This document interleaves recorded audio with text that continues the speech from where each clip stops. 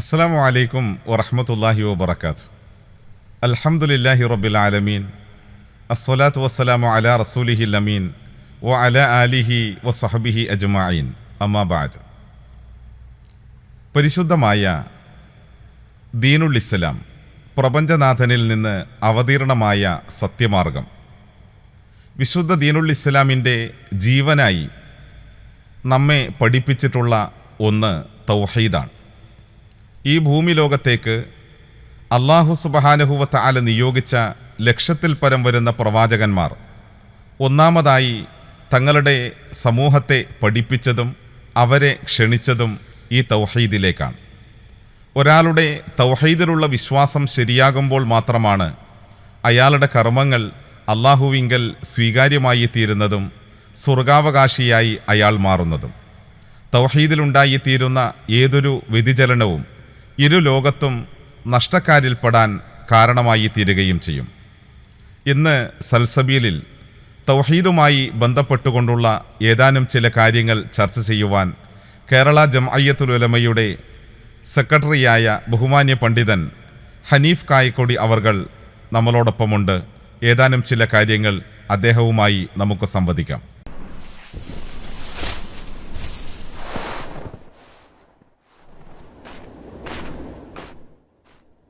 കേരളത്തിലെ മുസ്ലിം ജനമനസ്സുകളിൽ നിലനിന്നിരുന്ന അന്ധവിശ്വാസങ്ങളും ശിർക്കുമൊക്കെ നിർമ്മാർജ്ജനം ചെയ്യുവാൻ അഹോരാത്രം പണിയെടുത്തുകൊണ്ട് തൗഹീദി പ്രബോധന പ്രവർത്തനങ്ങളുമായി കേരളത്തിൻ്റെ മണ്ണിൽ നിലനിന്ന കേരള നദ്വത്തുൽ മുജാഹിദീൻ എന്ന പ്രസ്ഥാനത്തിൽ നിന്ന് 2012 പുറത്തു പോവുകയും പിന്നീട് വിസ്ഡം എന്ന സംഘടന രൂപീകരിക്കുകയും ചെയ്ത ജിന്നുവാദികളായ വിസ്ഡം വിഭാഗത്തിൻ്റെ ഔദ്യോഗിക പണ്ഡിതനായ ഫൈസൽ മുസ്ലിയാർ കഴിഞ്ഞ ദിവസം നടത്തിയതായ ഒരു പ്രഭാഷണത്തിൽ മുജാഹിദുകൾക്ക് സംഭവിച്ച അബദ്ധം എന്ന നിലയിൽ തെറ്റിദ്ധരിപ്പിച്ചുകൊണ്ട് ഒരു കാര്യം സൂചിപ്പിക്കുകയുണ്ടായി.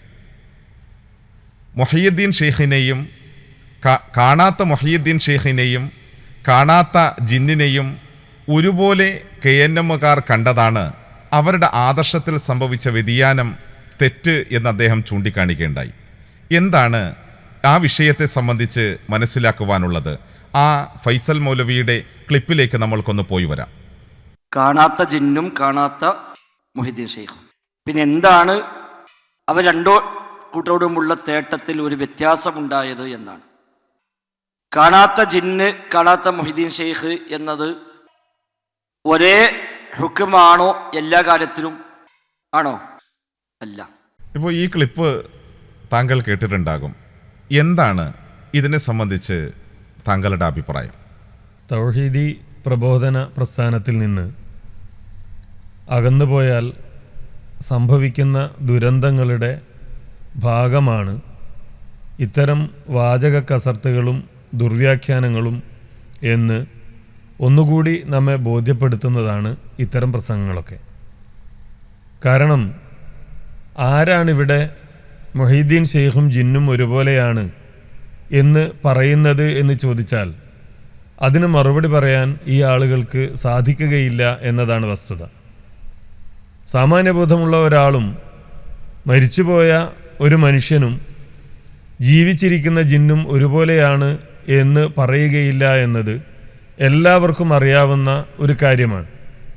എവിടെയാണ് കേരള നദ്വത്തുൽ മുജാഹിദീനോ കേരള ജമിയത്തുൽ ഉലമയോ അതിൻ്റെ പണ്ഡിതന്മാരോ പ്രബോധകന്മാരോ മുഹയ്യിദ്ദീൻ ഷെയ്ഖും അതേപോലെ ജിന്നും ഒരുപോലെയാണ് എന്ന് പറഞ്ഞത്?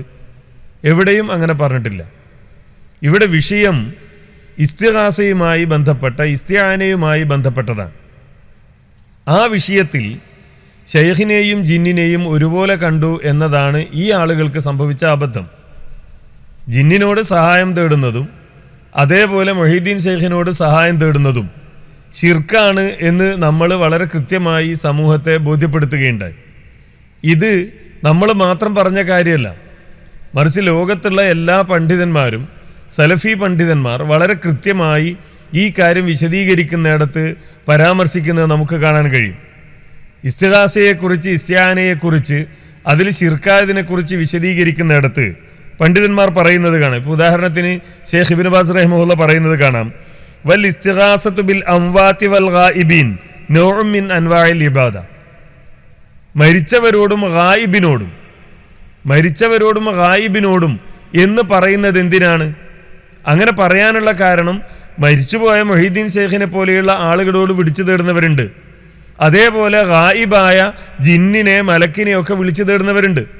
ഇത് രണ്ടും ശിർക്കാണ് എന്ന് പറയാനാണ് പണ്ഡിതന്മാർ ഈ ഒരു പദപ്രയോഗം നടത്തിയത് നമുക്ക് കാണാൻ കഴിയുന്നത്. അതല്ലാതെ കേരള നേതൃത്വത്തിൽ മുജാഹിദീനോ ജമിയത്തുൽ ഉലമയോ ഇത് രണ്ടും ഒരുപോലെയാണ് എന്ന് പറഞ്ഞിട്ടില്ല. മറിച്ച് സഹായാർത്ഥനയുമായി ബന്ധപ്പെട്ടതാണ്.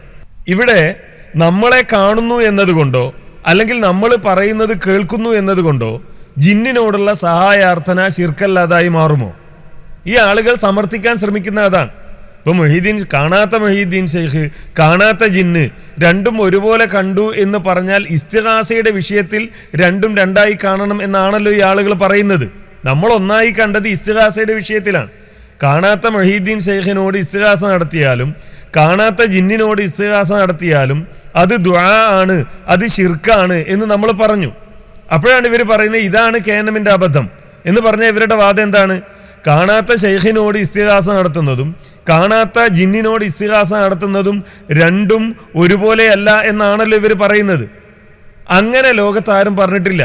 ജിന്നുകളോടുള്ള ഇസ്തിഗാസ അവർ നമ്മെ കാണുന്നു എന്നതുകൊണ്ട്, അവർ നമ്മെ കേൾക്കുന്നു എന്നതുകൊണ്ട് ശിർക്കാവുകയില്ല എന്ന ഒരു വാദം അത് ഈ ആളുകൾ പുതുതായി ഉണ്ടാക്കിയതാണ്. നമുക്കറിയാം, നമ്മൾ തൗഹീദി പ്രബോധനം നടത്തുന്ന കാലത്ത് ഈ ആളുകളൊക്കെ മുജാഹിദ് പ്രസ്ഥാനത്തിന്റെ ഭാഗമായി ദഅവാ പ്രവർത്തനം നടത്തിയവരാണല്ലോ.